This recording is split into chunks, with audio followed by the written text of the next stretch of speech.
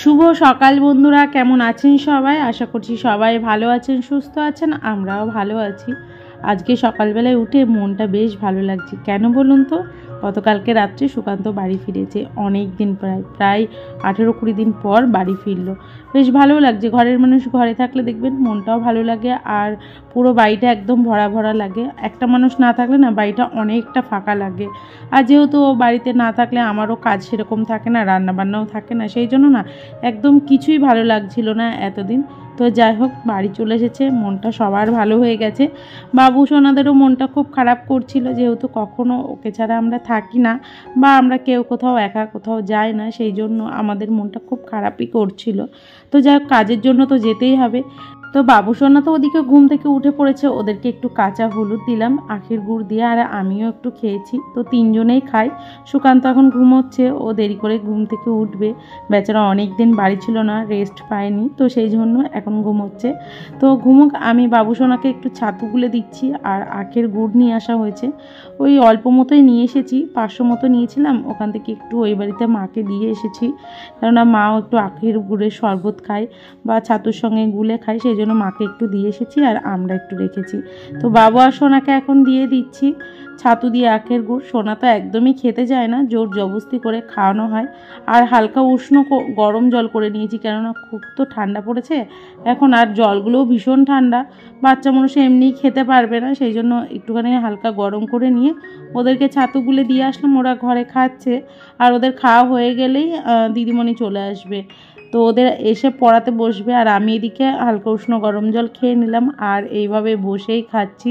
কেননা দাঁড়িয়ে জল খেলে না অনেক সমস্যা হয় সবাই বলে, সেই জন্য একটু বসে জল খাওয়ার অভ্যাসটা করছি। আর আমাদের যেহেতু কোনো চেয়ার নেই, সেই জন্য একটু অসুবিধা হয়। চেয়ার থাকলে বেশ সুবিধা হয়। কিছুদিন ধরে ভাবছি একটা চেয়ার কিনে নিয়ে আসবো, কিন্তু সুকান্ত বারবার বারণ করছে যে চেয়ার কিনতে হবে না, পরে যখন ডাইনিং টেবিল কিনবো তখন তো আবার অসুবিধা হবে, ওই চেয়ারটা এক্সট্রা হয়ে যাবে। কিন্তু আমি বলছি এই মুহূর্তে যেহেতু কোনো কিছুই কেনা সম্ভব না, তো একটা চেয়ার কিনতে তো কোনো অসুবিধা হবে না, কেননা একটা মানুষ আসলেও বসতে দিতে লাগে। তো সেই জন্য ভেবেছি একটা চেয়ার কিনে আনবো। তো হাতের পরিস্থিতি একদমই খারাপ রয়েছে, সেই জন্য এই মুহূর্তে কিনবো না। কিছুদিন যাক, হাতের পরিস্থিতি একটু ভালো হোক, তারপরে কিনে নিয়ে আসবো। আর সামনেই যেহেতু বাবু সোনাকে স্কুলে ভর্তি করতে হবে, তার পিছনেও একটু খরচা রয়েছে, সেই জন্য এখন আর কিনছি না। এই সমস্ত ঝামেলা মিটে গেলে তারপরে একটা চেয়ার কিনে নিয়ে আসবো। কেননা ক্লাস 5-এ যাবে বাবু, তো বাবুকে তো অন্য স্কুলে ভর্তি করতেই হবে, আর সোনাকেও ভেবেছি অন্য স্কুলে ভর্তি করব। তো সেই জন্য এখন এই দিকেই মনটা দিয়েছি, কেননা ওদেরকে আগে স্কুলে ঠিকঠাক মতো ভর্তি করি, তারপরে তো রয়েছে ব্যাগ, স্কুলের জামা প্যান্ট, এগুলো তো রয়েছেই। তো সেই খরচাগুলোও রয়েছে, তো ভাবলাম কি এগুলো আগে করে নিই, তারপরে চেয়ার একটা নাই পরেই কেনা যাবে। এতদিন যখন চলতে পারলাম, আর কিছুদিন না এমনিভাবেই চলি। তো যাই হোক, সকালবেলায় ভাত বসিয়ে দেবো, সেই জন্য চালটাও ধুয়ে নিচ্ছি, আর আলুটাও ছাড়িয়ে নিলাম। গ্যাস যেহেতু এখনও নেওয়া হয়নি, সেই জন্য উনানে ভাবছি ভাতটা করব। তো হাঁড়িতে একটুখানি মাটি দিয়ে নিচ্ছি, কেননা স্টিলের হাঁড়ি যতই হোক না কেন, মাটি না দিলে না ভালো করে মাজতে পারবো না। আর এমনি আমি কালি জিনিস মাজতে পারি না, মানে এই উনানে রান্না করতে তো ভালো লাগে, কিন্তু এই বাসন মাজাগুলো খুব ঝামেলা। ওই বাসন কালো হয়ে থাকবে, এগুলো আমার একদমই পছন্দ হয় না। তো সেই জন্য স্টিলের বাসনটা করছি, তাড়াতাড়ি উঠেও যাবে। আর কড়াই তো আমি অ্যালুমিনিয়ামেরই করব, স্টিলের কড়াই দেবো না উনানে, কেননা ওই হ্যান্ডেলগুলো রয়েছে না, ওগুলো কালো হয়ে যাবে।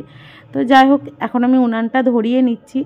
আর সারাদিনের অর্ধেকটা সময় রান্নাঘরেই মানুষের কেটে যায়, মানে বিয়ের পর প্রত্যেকটা মেয়ের জীবনে এটাই হয়, অর্ধেকটা সময় যেন রান্নাঘরেই কেটে যায় সারাদিনের মধ্যে।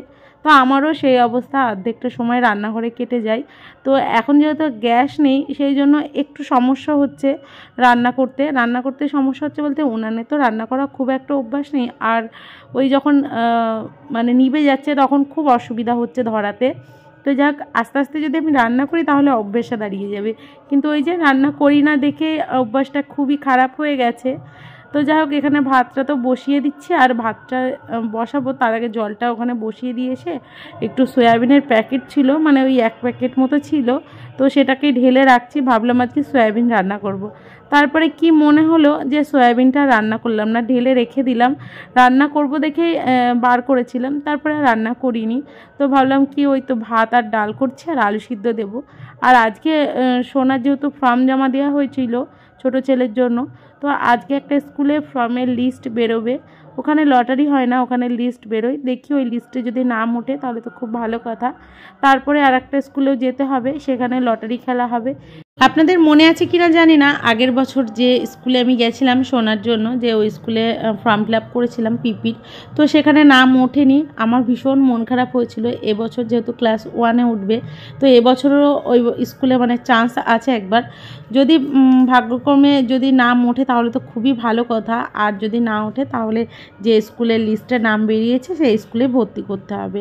এখন তো প্রাইমারি স্কুলেই পড়ে, কিন্তু এই স্কুলে ভর্তি করলে কী হবে বলুন তো, ওই উচ্চ মাধ্যমিক পর্যন্ত কোনো চিন্তা থাকবে না, সেই জন্যই ভর্তি করা আমার।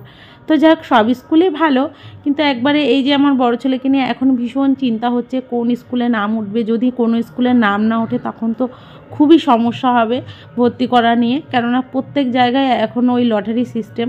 তো বাবুকে নিয়ে ভীষণ চিন্তা, আর সোনাকেও যদি ভর্তি করে দিতে পারি তাহলে এক চান্সে মানে উচ্চ মাধ্যমিক পর্যন্ত পড়তে পারবে একই স্কুলে, সেই জন্য কোনো চিন্তা থাকবে না, সেটা নিয়ে একটুখানি টেনশানে রয়েছি। তো এই যে আপনাদের সাথে কথা বলতে বলতে ওদিকে ভাতটাও বসিয়ে দিয়ে এসেছি, আর এদিকে আমি পেঁয়াজটাও কেটে নিলাম। আর গ্যাস তো ফুরিয়ে গেছে অনেক দিন, গ্যাসটাও বুক করা হচ্ছে না, কেননা হাতের অবস্থাটা খুবই খারাপ রয়েছে, সেই জন্য আস্তে আস্তে চিন্তা করছি যে উনানে তো ভাতটা বসিয়ে দিলাম, এরপরে আমি গ্যাসটা বুকও করে দেবো, কেননা গ্যাস বুক না করলে আবার অসুবিধা হবে, কেননা সুকান্ত বাড়ি চলে এসেছে, এবার এখান থেকে কাজে যাবে। এবার যখন কাজে যাবে তখন তো আমি উনানে রান্না করতে মানে পারবো না, অনেকটা সময় লেগে যাবে ভাত তরকারি ডাল করতে। আর এখন যেহেতু শীতকাল, সকালে উঠতেও একটু দেরি হয়ে যাচ্ছে, সেই জন্য গ্যাসটা অবশ্যই নিতে হবে। আর উনানে যেহেতু অনেক দিন পর রান্না করছি, একটু না নাকুনি চুবানি খেয়ে নিচ্ছি, কেননা একটু অসুবিধা হচ্ছে, ভাতটা বসিয়ে দৌড়ে দৌড়ে ঘরে যেতে হচ্ছে, এই যে রান্নাবান্নার জিনিসপত্র আনতে, আবার নিভে যাচ্ছে, এরকমটা হচ্ছে। কিন্তু উনানটা সত্যি খুব ভালো জ্বলছে, ছোট্ট পুচকি বড় একটা উনান কিনে নিয়ে এসেছি, কিন্তু খুবই সুন্দর জ্বলছে জানেন তো। আর আগের বছর যে খড়িগুলো কিনেছিলাম সেগুলো না সব আমরা ব্যবহার করতে পারিনি, সেই জন্য ঘরের পিছনে একটা বস্তায় করে রেখে দিয়েছিলাম। সেই খড়িগুলো ভীষণ শুকিয়ে খটখটে হয়ে গেছে, সেগুলো দিয়েই আবার জাল দিচ্ছি, সেই জন্য ভালো হয়তো জ্বলছে, আর উনানটাও ভালো হয়েছে। তো সেই জন্য ভাবলাম কি উনানেই ভাতটা বসিয়ে দিই, আর আজকে তো আর সুকান্ত কাজে যাচ্ছে না, তো সেই জন্য উনানেই বসালাম। আর আমি যেহেতু একটু বাদেই বেরোবো বলতে ওই যে সোনার যে স্কুলের লিস্ট বেরিয়েছে সেটা আজকে দেখতে যাওয়ার কথা, এটা হচ্ছে 10 তারিখের ভিডিও, তো সেটাই দেখতে যাব। তো সেই জন্য আবার তাড়াতাড়ি করছি, যে তাড়াতাড়ি করে সকালবেলাকার খাবারটা করে বাবু সোনাকে খাইয়ে দেবো, আর আমরাও দুটো খেয়ে তারপরেই যাব।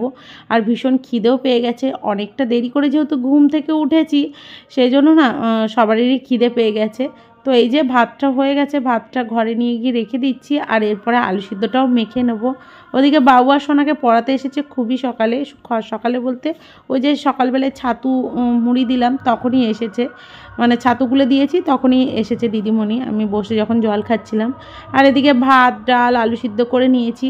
তারপরে না আমি একটুখানি বসেছিলাম বলতে সুকান্ত ঘুম থেকে উঠে ব্রাশ করলো, তারপরে ওর সাথে কিছু কথা বলছিলাম দরকারি, তো কথাবার্তা বলে এই যে এখন বিছানাটা গুছাবো, তার আগে ভাবলাম কি ফ্যানটা ভীষণ নোংরা হয়েছে, তো সুকান্তকে বললাম ফ্যানটা একটু পরিষ্কার করে দিতে, তো সেই জন্য ফ্যানটা পরিষ্কার করে দিচ্ছে।